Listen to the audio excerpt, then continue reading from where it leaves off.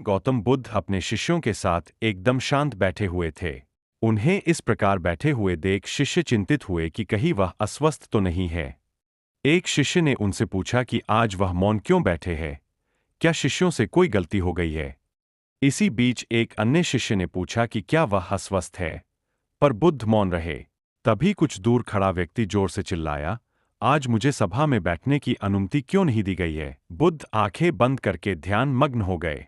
वह व्यक्ति फिर से चिल्लाया, मुझे प्रवेश की अनुमति क्यों नहीं मिली? इसी बीच एक उदार शिष्य ने उसका पक्ष लेते हुए कहा कि उसे सभा में आने की अनुमति प्रदान की जाए।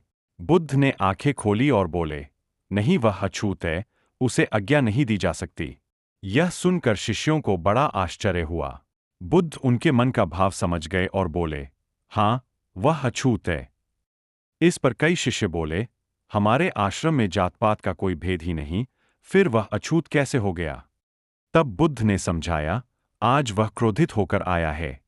क्रोध से जीवन की एकाग्रता भंग होती है। क्रोधी व्यक्ति प्राय मानसिक हिंसा कर बैठता है, इसलिए जब तक वह क्रोध में रहता है, तब तक अछूत होता है। इसलिए उसे कुछ समय एकांत में खड़े रहना चाहिए। क्रोधित शिष्य भी बुद्ध की बातें सुन रहा था। पश्चाताप की अग्नि में तपकर वह समझ चुका था कि अहिंसा ही मनुष्य का महान कर्तव्य व परम धर्म है। वह बुद्ध के चरणों में गिर पड़ा और कभी क्रोध न करने का प्रण लिया।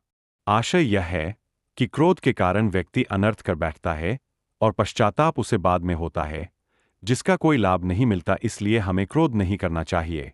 असल मायने में क्रोधित व्यक्ति अछूत हो जाता है और उसे अकेला छोड़ देना चाहिए।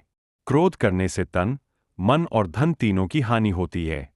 क्रोध से ज्यादा हानिकारक कोई और वस्तु नहीं है।